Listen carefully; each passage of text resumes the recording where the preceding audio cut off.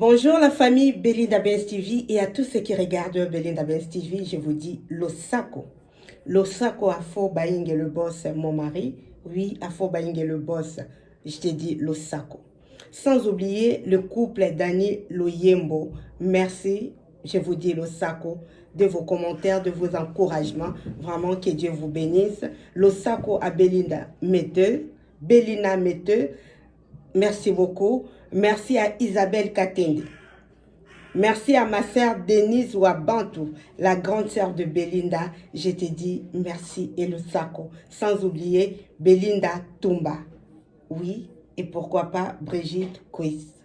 Merci beaucoup à tous ceux qui regardent Belinda Benz TV. Si vous n'êtes pas encore abonné, abonnez-vous sur Belinda Benz TV. Nous avons la rubrique dans la cuisine de Mermont. Les astuces de bien-être de femmes sages. Pourquoi pas des hommes sages aussi?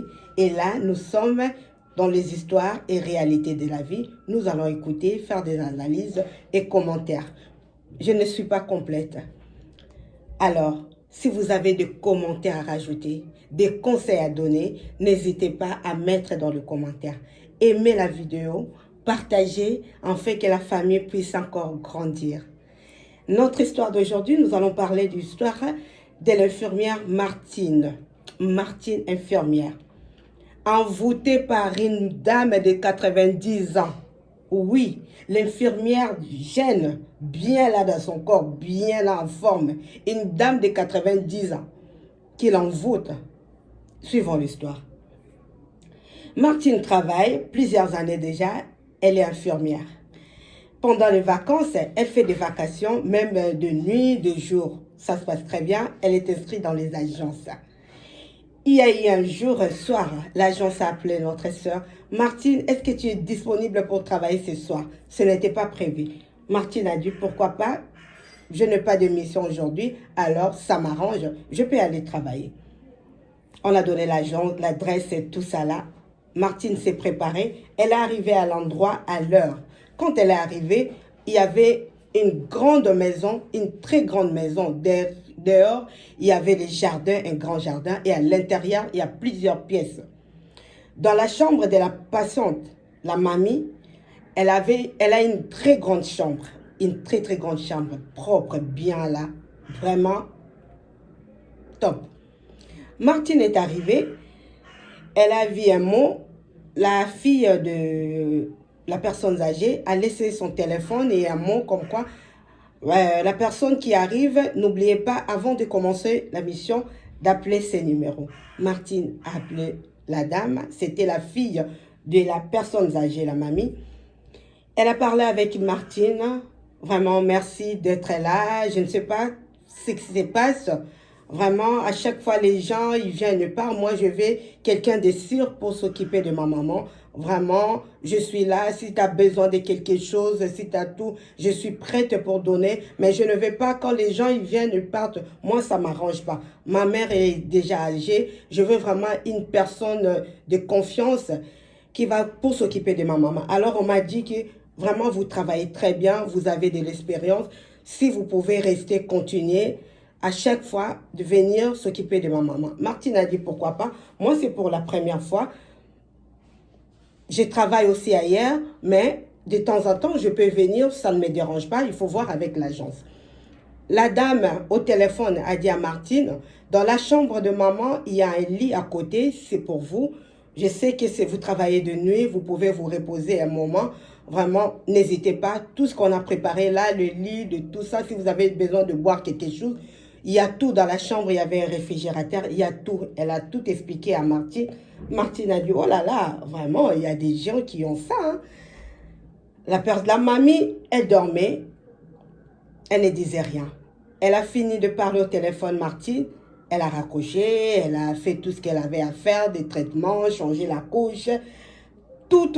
Elle avait bien préparé, elle a commencé à lire un livre. C'était bien. Alors, elle a mis le réveil par rapport au traitement qu'elle avait donné. Elle avait mis le réveil, elle allait se réveiller 2 fois la nuit. Une fois pour surveiller vraiment si tout va bien. Et l'autre réveil, c'était pour donner le médicament à la mamie. La sœur Martine, elle s'est endormie. juste à côté de la dame, de personnes âgées, la mamie.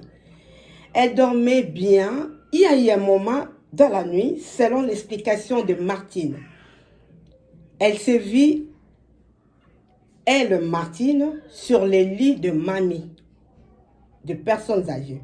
Martine qui dormait à côté, elle se vit sur les lits de mamie. Mamie s'est mise debout, elle était transformée en une jeune fille. Elle s'est mise debout, elle a commencé à faire tout le soin que Martine lui avait fait. Elle a rajouté elle a d'abord enlevé le perfusion qu'elle avait, elle a mis sur Martine, elle a mis la couche, elle a fait tout le soin que Martine avait donné. Elle se disait, mais c'est pas possible, pourquoi elle me fait ça? Mais elle n'arrivait pas à réagir. Ce n'était pas une réalité comme ça de voir Farah. Je crois que Martine avait dit, mais pourquoi? Oh, moi je suis pas malade, je suis là pour toi, mais qu'est-ce que tu me fais là? Non, Martine dormait. Mais quand elle dormait, elle voit son corps se transformer. C'est comme si c'est elle qui était mamie de 90 ans, la personne malade. La mamie, elle a fait tout le soin que Martine lui avait fait. Elle a mis de perfusion, tout ce que j'ai expliqué tout à l'heure, elle a changé la couche, tout ça, tout ce que Martine lui avait dit avant de dormir. Dormez bien, madame. Quand Martine était arrivée, demandait, madame, est-ce que vous allez bien? Qu'est-ce qui se passe? Vous avez mal? Elle a fait pareil, oh la mamie. Elle a fait pareil. Alors, Martine, toujours couchée, mamie s'est mise debout. Alors, Martine, c'est comme si elle ne dormait pas, mais elle attendait le bruit. Les gens qui venaient, qui parlaient, c'est comme s'il y avait de la fête à l'extérieur, dans les jardins, beaucoup de monde parlait, il y avait de bruit, mais elle s'est posé des questions, qu'est-ce qui se passe? Elle n'arrivait pas à réagir, donc elle était vraiment coincée dans son lit avec des perfusions, avec la couche. Elle n'arrivait pas à réagir, bande de Kolangai. Il y a des choses qui se passent dans ce monde. Trop matata. Alors, sans Dieu, on n'a pas d'autre solution. Martine, qu'est-ce qu'elle a fait? Elle ne pouvait rien faire. Elle était toujours dans ces rêves-là, dans ce qu'elle vivait la nuit-là. Elle était partie pour travailler, pour s'occuper d'une personne malade, d'une personne âgée, mais ça transformait, c'est maintenant la personne âgée qui a pris soin de Martine, dans des mystiques, puisque ce n'est pas normal. Elle a pris soin de Martine, tout ce que Martine avait fait, la personne elle l'a fait. Martine s'est restée coincée dans son lit. La première fois, elle a attendu le réveil sonner. Elle avait mis 2 fois son réveil. La première fois, elle a attendu sonner, elle n'arrivait pas à se réveiller. Elle attend vraiment, Martine a dit, mais ça c'est mon réveil. C'est mon réveil qui sonne.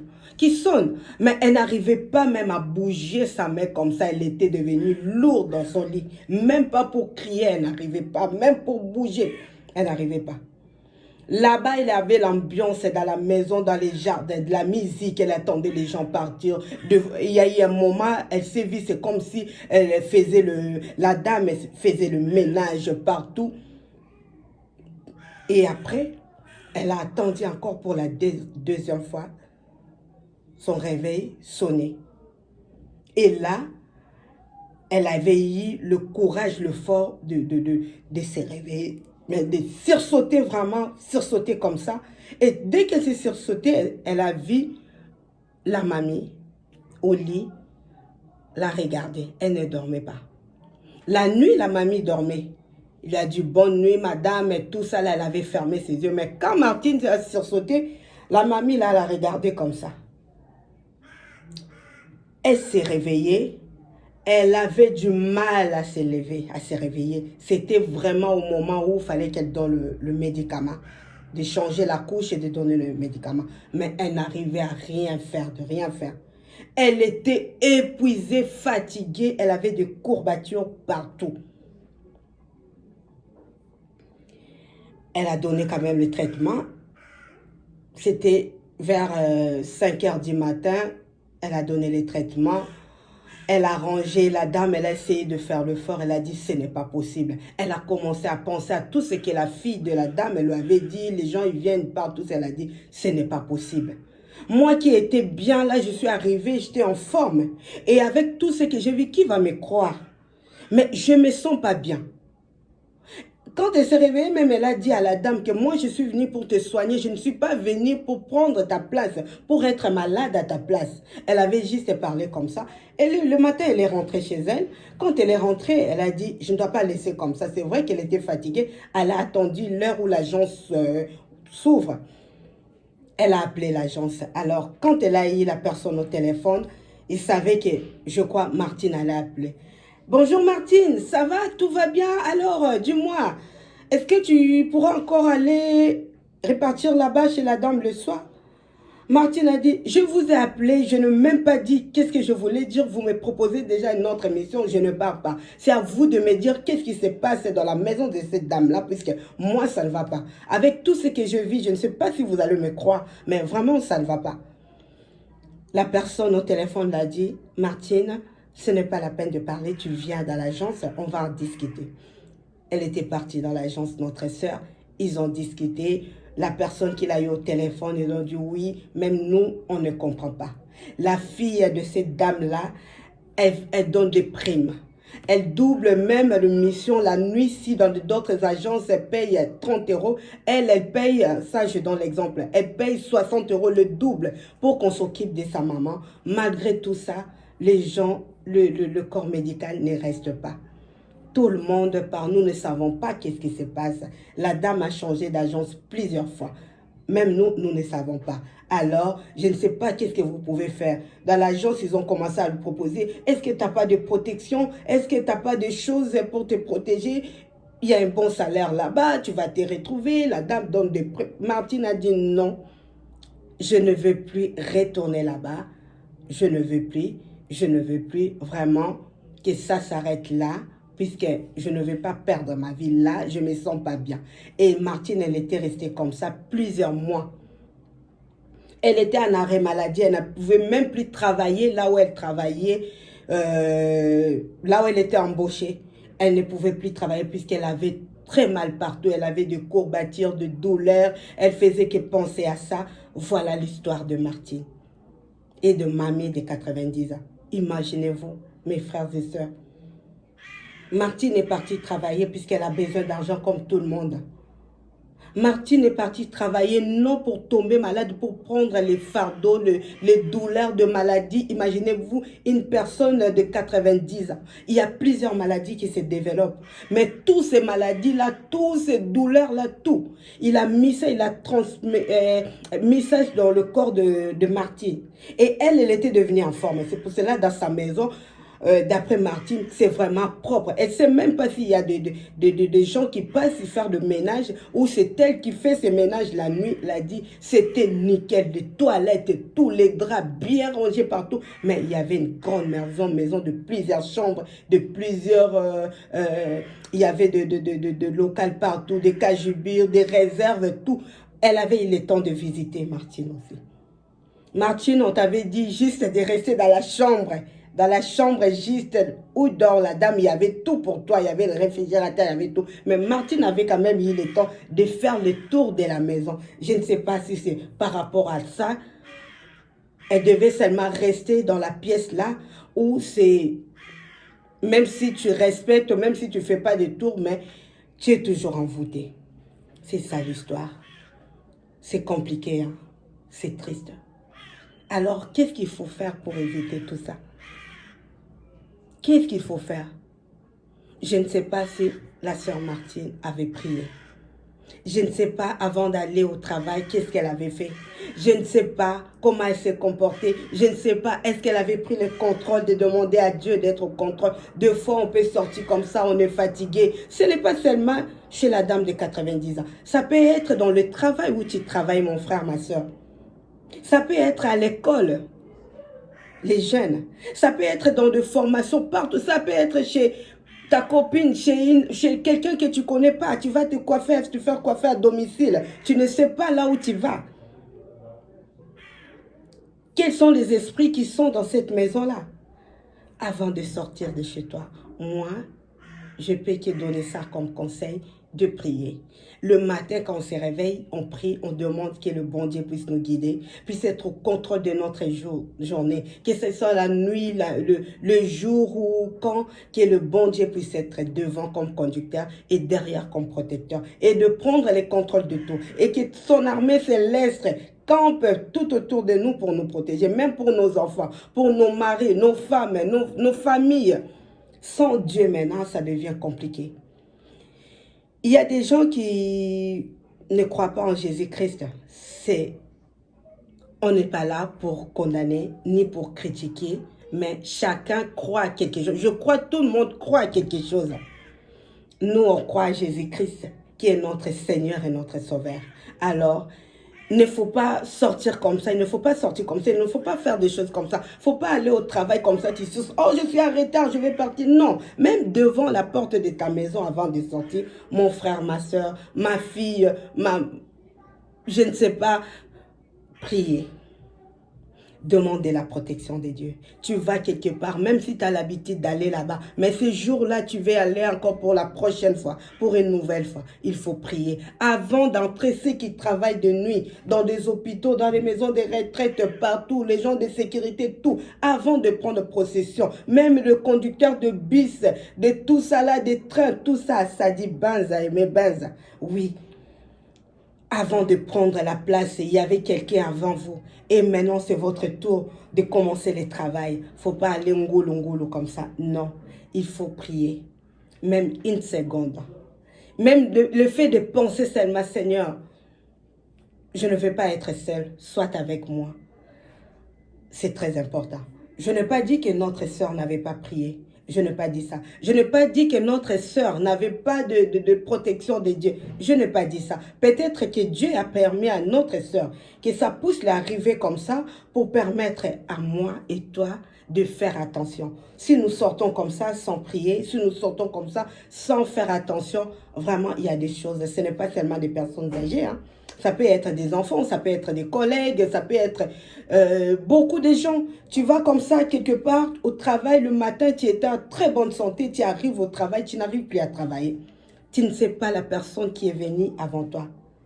Mireille Tima, Mireille Mambe de Jojo Baingue, elle me dit, Belinda, moi je commence très tôt à l'aéroport. Alors quand j'arrive avant tout le monde, je prends le contrôle, je demande à Dieu de prendre le contrôle. Je prie partout, je prie, je verse le sang de Dieu. Ça c'est Mireille Mambe, Mireille Tima de Jojo Baingue. Elle fait ça. Alors toi, ma soeur, mon frère, qu'est-ce que tu fais avant d'accompagner les enfants à l'école, puisque les enfants, ils n'arrivent pas à prier? Avant d'aller au travail, avant d'aller au marché, avant d'aller faire des courses, quoi que ce soit, qu'est-ce que tu fais? La mamie là, elle a donné toutes ces maladies, tous ces combattus, tout. Elle a tout transmis à notre sœur, à Martine. Mamie, baki kosunga yo vraiment oza maladi ba s'occuper na yo, zulu susu mikumba na yo, oki ko bwakela ndeko oyo ko salisa yo. Pourquoi? Qu'il est trop matata. Le monde est trop matata. Nous ne connaissons pas qui est qui. Nanya za nani to yebite. To sala vraiment attention. To zala na bokebi. Demandez la protection de Dieu toujours avant de sortir. N'oubliez pas. Même si tu étais déjà sorti, tu es parti loin, pense à cette histoire de martyr. Dis, hé Seigneur, je ne sais pas la personne que je vais raconter, je ne sais pas la personne que je vais mourir, je ne sais pas, nous ne savons pas. Vraiment, demander à Dieu qu'il puisse être au contrôle de tout. De la journée, de la semaine, de mois, de tout. Vraiment, il faut prier. Oui, il faut prier. Avant de sortir, avant d'aller travailler, avant d'amener les enfants à l'école. Même une fois seulement le matin, tu te lèves et si tu n'as pas le courage, même dans tes pensées, Dieu, ils sonde même nos pensées. Comme je dis, tu n'es pas obligé de faire des prières de 10 000 heures, de 10 heures. Non, même une seconde, même seulement le fait de penser, Seigneur, pense à moi, protège-moi, ça marche. Alors, vraiment, voilà l'histoire de Martine et de la personne âgée. Ça ne peut pas seulement être la personne âgée, mais ça peut être ton ami, ta collègue, ton patron. n'importe qui peut transformer à cette personne-là, de prendre tout le mal qu'il a, de te le jeter. Alors, au nom de Jésus-Christ, et vraiment, si nous laissons nos vies entre les mains de Dieu, voilà la fin de notre histoire. Nous allons dire merci beaucoup et à bientôt pour une prochaine. Bye bye. Tell me pretty lies, look me in the face. Tell me that you love me, even if it's